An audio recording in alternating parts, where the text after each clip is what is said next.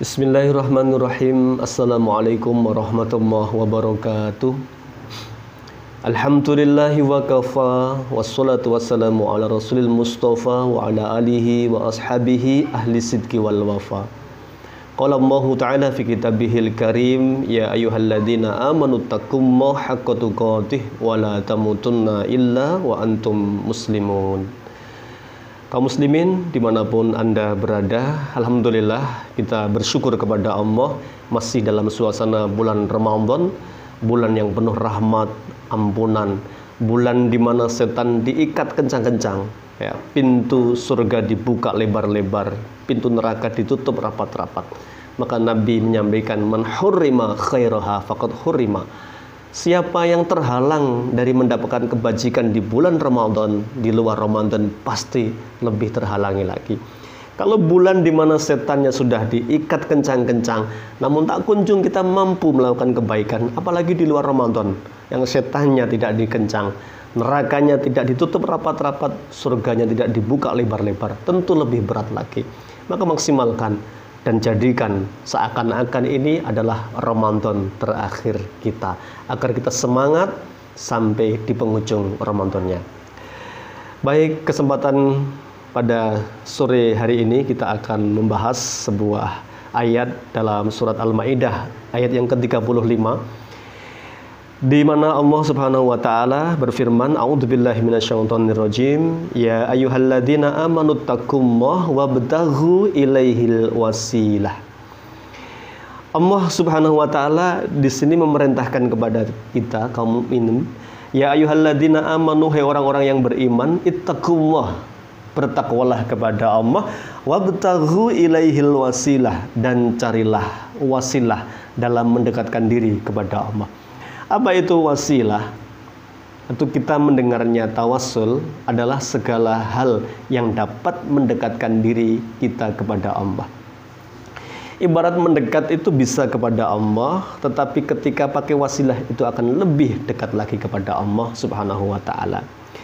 Islam mengajarkan ya, hal-hal yang masyru', hal-hal yang disyariatkan oleh syariat kita. Ada 3 jenis tawassul yang disyariatkan. Yang pertama adalah tawassul bi asmail husna, tawassul dengan menggunakan nama-nama yang terbaik, nama-nama Allah yang terbaik, yang indah. Hal ini Allah firmankan di dalam surat Al-A'raf ayat 180. Allah berfirman, walillahil asmaul husna fad'uhu biha. Dan Allah memiliki nama-nama yang indah, maka berdoalah dengannya. Maka hadis-hadis Nabi mencontohkan bagaimana mempraktekkan Asmaul Husna untuk tawasul kepada Allah. Ketika kita punya hajat kepada Allah, sebut nama Allah. Ya, disebutkan dalam sebuah hadis, ya Hayyu ya Qayyum birahmatika astaghits. Ketika kita membutuhkan sesuatu, ya, kita istighasah, minta bantuan kepada Allah Subhanahu wa taala, sebut nama Allah, ya Hayyu ya Qayyum. Ketika kita membutuhkan rizki, Allah adalah yang maha memberi rizki, ya Razzaq, ya Fattah, ya, iftah lana abwaba rizq, bukakan untuk kami pintu-pintu rizki.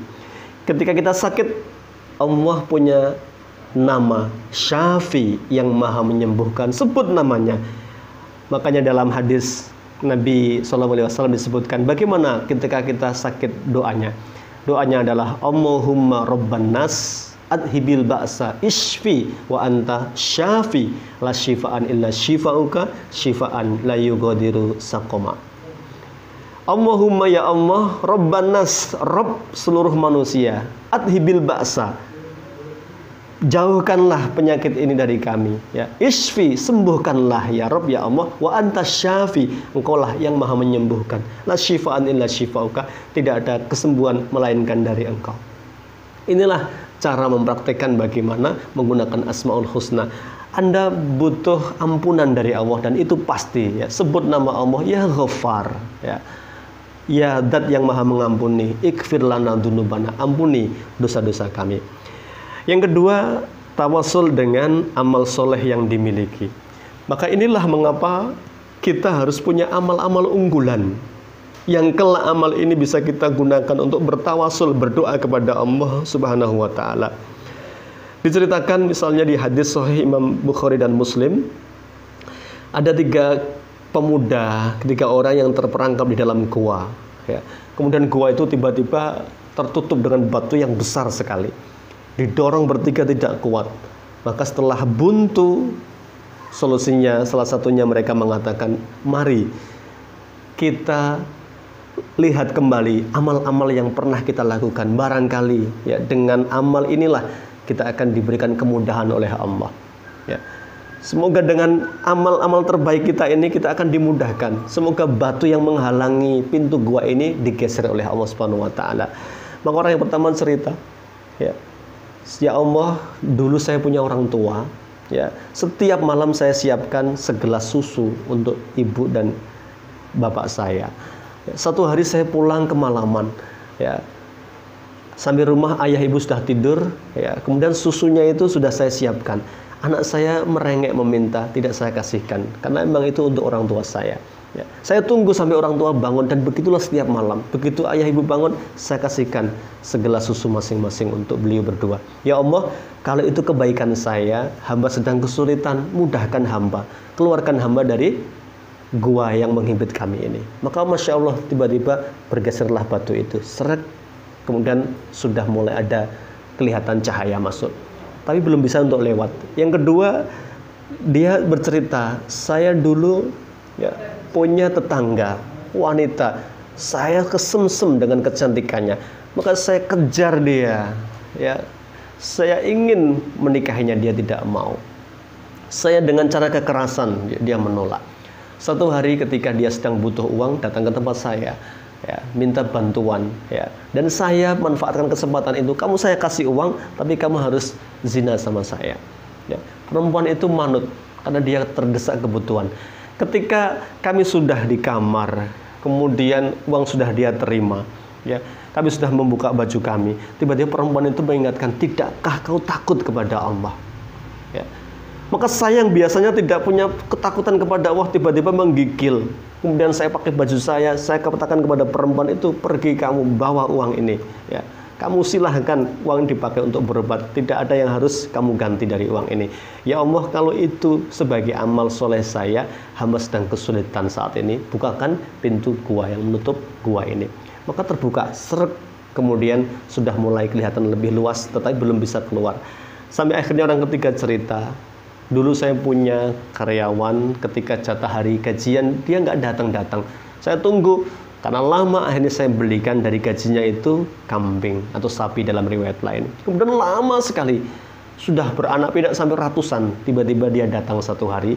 Saya sampaikan, semua gajimu dulu tak pakai untuk beli kambing dan sapi itu. Sekarang semua yang ada ini, sebanyak itu milikmu, silahkan kamu ambil. Ya Allah, kalau ini kebaikanku, hamba sedang kesulitan, mudahkan urusan hamba, bukakan pintu gua itu. Akhirnya Masya Allah, pintunya terbuka lebar. Inilah kaum muslimin yang dimuliakan Allah. Pentingnya kita memperbanyak amal soleh agar kita mampu bertawasul dengan kebaikan kita. Yang terakhir adalah tawasul dengan doa orang soleh yang masih hidup. Inilah keberkahan orang soleh dengan doa-doanya. Ketika kita kesulitan, datang. Yang terbaik tentunya adalah orang tua kita. Ridhonya Allah tergantung ridhonya orang tua. Marahnya Allah tergantung marahnya orang tua kepada kita. Barakallahu fikum, semoga bermanfaat. Billahi taufiq wal hidayah. Assalamualaikum warahmatullahi wabarakatuh.